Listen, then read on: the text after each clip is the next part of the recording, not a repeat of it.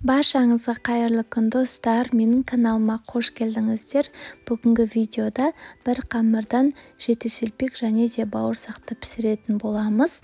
Бұл рецепт өте оңай және де жеті-шелпегіміз өте дәмді болып шығады.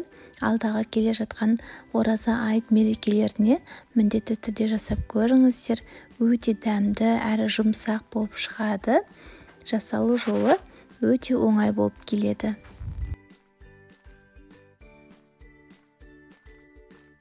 Ең алдымен үлкендеу ыдысымызға 1 стакан жылы су және де 1 стакан жылы сүт, 1 дана жұмыртқамызды саламыз және де 2 ас қасық қантымызды саламыз.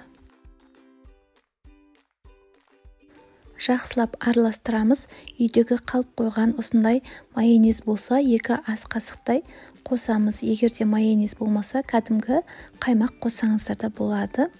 Келесі 1 шай қасық тұзымызды саламыз және де разрыхителден 1 шай қасық қоссаңыздар, сіздердің шелпектеріңіз өте әдемі болып шығады.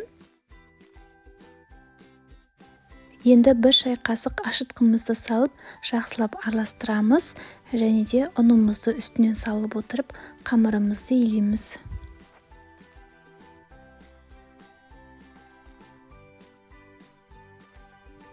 Ұнымызды салғаннан кейін бірінші дәл осылайынан қасықпен араластырбасаңыздар өте ыңғайлы.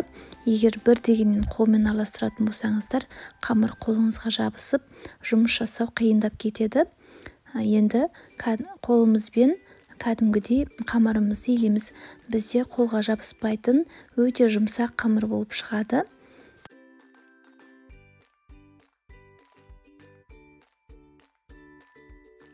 Міне бізде осындай өте жұмсақ қамыр болып шығады. Енді бетін жауып, жылы жерге 20 минутқа, жарты сағатқа қалдырып қоямыз.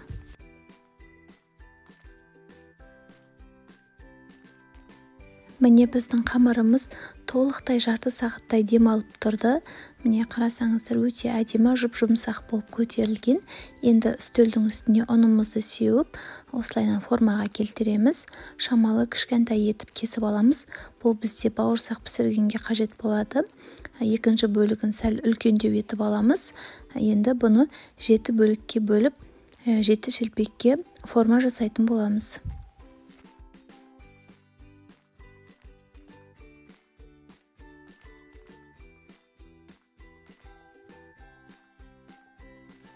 Ең алдымен видеода көріп тұрғандарыңыздай көз мөлшермен 7 бөлікке бөліп аламыз.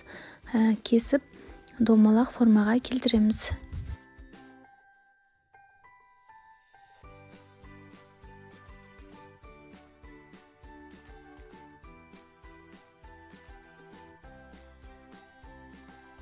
Енді қамырлардың бетін жауып 5 минутқа қалдырып қоямыз.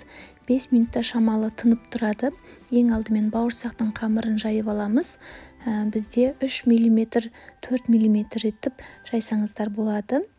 Мінекей осылайынан жайып алып, өзіңіз қалағандай формаға домалақ немесе 4 бұрышты етіп кесіп алсаңыздар болады.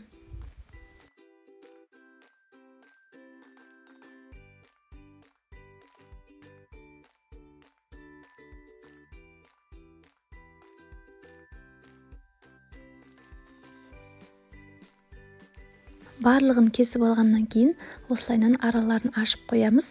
Бір-біріне жабысып қалмас үшін келесі 7 шелпегімізді жаямыз.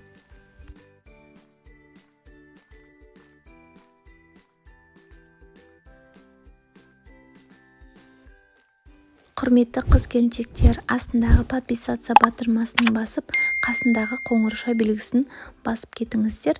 Алдағы уақытта сіздермен көптеген видео рецепттермен бөлісетін боламын. Жаңа видеоның шығып отқанын білу үшін қоңырауша белгіні басып қойыңыздар. Міне біз 7 шелпегімізді де жайып алдық. Енді майымызды қыздырамыз.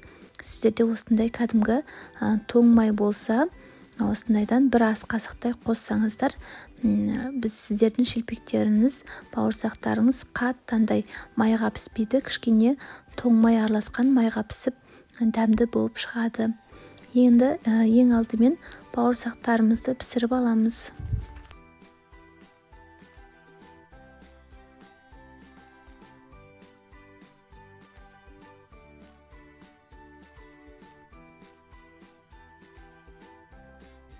Міне біздің бауырсақтарымыз өте әдемі сап-сары болып пісіп шықты. Барлығын сүзіп аламыз. Осындай тарелкаға бірінші салфетканы төсеп алып, осылайынан сүзіп аламыз. Салфетка майды өзіне сіңіріп, бауырсақтарыңыз шылқылдаған май болмайды. Келесі шелпектерімізді пісіріп аламыз. Ең алдымен майға салғаннан кейін кейде шелпектеріміздің ортасы піспей аппақ болып жатады. Сондай болмас үшін дәл осылайынан видеода көріп тұрғандарыңыздай екі шетінен қайырамыз ортасына қарай. Сол кезде біздің шелпектеріміздің барлық жағы сары болып пісіп шығады. Міне қарасаңыздар, видеода осылайынан қайырып пісірдім. Енді екінші жағын аударамыз. Міне қарасаңыздар, бір келкі сап-сары болып шыққан. Кейбір қыз-келіншектер сұрап жатады, ортасы піспей қалып жатады деп. Міне сіздерге осындай лайфхакты ұсынғым келеді. Дәл солайынан қалған шелпектерімізді де пісіріп аламыз.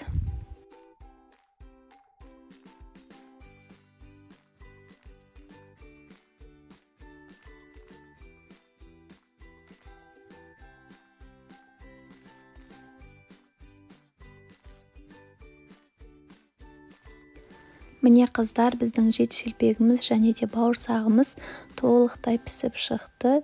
Өте дәмді болып шықты. Өте жұп-жұмсақ.